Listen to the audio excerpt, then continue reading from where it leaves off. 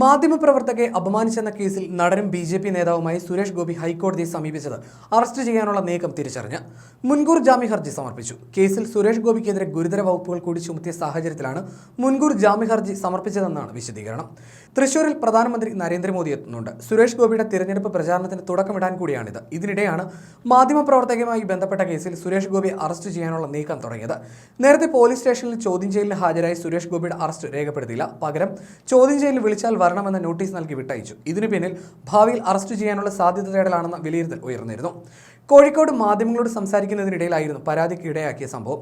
ലോക്സഭാ തെരഞ്ഞെടുപ്പിൽ മത്സരിക്കുന്നതുമായി ബന്ധപ്പെട്ട തുടർ ചോദ്യങ്ങൾ ചോദിക്കുന്നതിനിടയിലാണ് സുരേഷ് ഗോപി മാധ്യമപ്രവർത്തകയുടെ ചുമലിൽ പിടിച്ചത്. ഒഴിഞ്ഞുമാറിയ ശേഷം ഇത് ആവർത്തിച്ചപ്പോൾ മാധ്യമപ്രവർത്തക കൈ തട്ടിമാറ്റി. മോശം ഉദ്ദേശത്തോടെ സുരേഷ് ഗോപി സ്പർശിച്ചെന്ന് കാട്ടിയുള്ള പരാതിയിൽ 384A വകുപ്പ് ചുമത്തിയാണ് പോലീസ് കേസെടുത്തത്. കുറ്റപത്രത്തിൽ IPC 384 വകുപ്പ് കൂടി ഉൾപ്പെടുത്താമെന്ന സൂചനകൾ പുറത്തു വന്ന പശ്ചാത്തലത്തിലാണ് സുരേഷ് ഗോപി കോടതിയെ സമീപിച്ചത്. തന്നെ ചോദ്യം ചെയ്യാൻ വിളിക്കുമ്പോൾ ആ വകുപ്പ് ഉൾപ്പെടുത്തിയിരുന്നില്ലെന്നും ഹർജിയിൽ പറയുന്നു.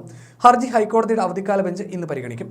ഹൈക്കോടതിയുടെ നിരീക്ഷണം നിർണായകമാകും. IPC 384A(1) 4 വകുപ്പുകൾക്ക് പുറമെ 384ഉം 119A വകുപ്പും ചുമത്തിയാണ് കേസ്. ഒക്ടോബർ 27-നുണ്ടായ സംഭവത്തിൽ സുരേഷ് ഗോപി മാധ്യമപ്രവർത്തകരുടെ ശരീരത്തിൽ മനഃപൂർവ്വം സ്പർശിച്ചു എന്നാണ് പോലീസിന്റെ കണ്ടെത്തൽ. സംഭവം വിവാദമായതോടെ സുരേഷ് ഗോപി മാപ്പ് പറഞ്ഞിരുന്നു. എന്നാൽ മാപ്പ് തള്ളിയ പരാതിക്കാരി കേസുമായി മുന്നോട്ട് പോവുകയായിരുന്നു. നടക്കാവ് പോലീസാണ് സംഭവത്തിൽ കേസ് രജിസ്റ്റർ ചെയ്തത്. സുരേഷ് ഗോപിക്കെതിരെ ജാമ്യമില്ലാ വകുപ്പുകളടക്കം ചുമത്തിയാണ് കേസെടുത്തത്. താമരശ്ശേരി ചീഫ് ജുഡീഷ്യൽ മജിസ്ട്രേറ്റിന് പരാതിക്കാരി രഹസ്യമൊഴി നൽകിയിരുന്നു. വാത്സല്യത്തോടെയാണ് മാധ്യമപ്രവർത്തകരോട് പെരുമാറിയതെന്നും മാനസിക ബുദ്ധിമുട്ട് അനുഭവപ്പെട്ടിട്ടുണ്ടെങ്കിൽ ക്ഷമ ചോദിക്കുന്നുവെന്നുമായിരുന്നു സംഭവത്തിൽ സുരേഷ് ഗോപിയുടെ പ്രതികരണം. ലൈംഗിക ഉദ്ദേശത്തോടു കൂടിയുള്ള ബോധപൂർവമായ അതിക്രമം മാധ്യമപ്രവർത്തകയ്ക്കെതിരെ സുരേഷ് ഗോപി നടത്തിയെന്നാണ് അന്വേഷണത്തിന് ശേഷം പോലീസിന്റെ നിഗമനം. പരാതി സാക്ഷ്യപ്പെടുത്തുന്ന രീതിയിൽ സാക്ഷിമൊഴിയും വീഡിയോ ദൃശ്യങ്ങളുടെ തെളിവുകളും പോലീസ് ശേഖരിച്ചിട്ടുണ്ട്. ഈ സാഹചര്യത്തിലായിരുന്നു ആദ്യം ചുമത്തിയ 384A വകുപ്പിന് പകരം IPC 384 തന്നെ ചുമത്താൻ പോലീസ് തീരുമാനിച്ചത്. 2 വർഷം വരെ തടവും പിഴയും ലഭിക്കാനിടയുള്ള കുറ്റമാണിത്. കേരള പോലീസ് ആക്ടിലെ 119A വകുപ്പും കുറ്റപത്രത്തിലുണ്ടാകും. പൊതുസ്ഥലത്ത് സ്ത്രീയോട് മോശമായി പെരുമാറിയ കുറ്റമാണ് ഈ വകുപ്പിലുള്ളത്. അന്വേഷണം അവസാന ഘട്ടത്തിലാണെന്നും കുറ്റപത്രം വൈകാതെ സമർപ്പിക്കുമെന്നും അന്വേഷണ ഉദ്യോഗസ്ഥൻ നടക്കാവ് SI ബിനുമോഹൻ വിശദീകരിച്ചിരുന്നു. അതേസമയം ഈ ഒരു സംഭവത്തിന് പിന്നാലെ ചോദ്യം ചോദിക്കാനെത്തിയ മാധ്യമപ്രവർത്തകരോട് നോ ബോഡി ടച്ചിങ് പ്ലീസ് എന്ന് പറഞ്ഞ് സുരേഷ് ഗോപി ഒഴിഞ്ഞുമാറിയതും വാർത്തയായിരുന്നു.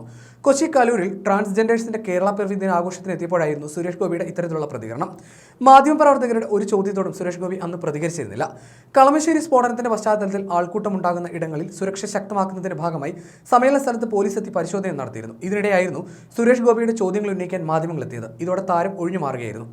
അതേസമയം വഴി തടഞ്ഞാൽ താനും കേസ് കൊടുക്കുമെന്നും തൃശൂരിൽ സുരേഷ് ഗോപി മാധ്യമപ്രവർത്തകരോട് പറഞ്ഞിരുന്നു. ഒരു പൊതുപരിപാടിയിൽ പങ്കെടുത്ത് മടങ്ങുന്നതിനിടെ മാധ്യമങ്ങൾ മുന്നിലെത്തിയപ്പോഴായിരുന്നു സുരേഷ് ഗോപിയുടെ സരസമായ ഈ ഡയലോഗ്. വഴി നിഷേധിക്കരുത്, ഞാനും കേസ് കൊടുക്കും, ദയവായി വഴി തടയരുത്, മുന്നോട്ട് പോകാൻ എനിക്കും അവകാശമുണ്ട്, ക്ലോസ് അറിയണോ എന്നും സുരേഷ് ഗോപി പറഞ്ഞിരുന്നു.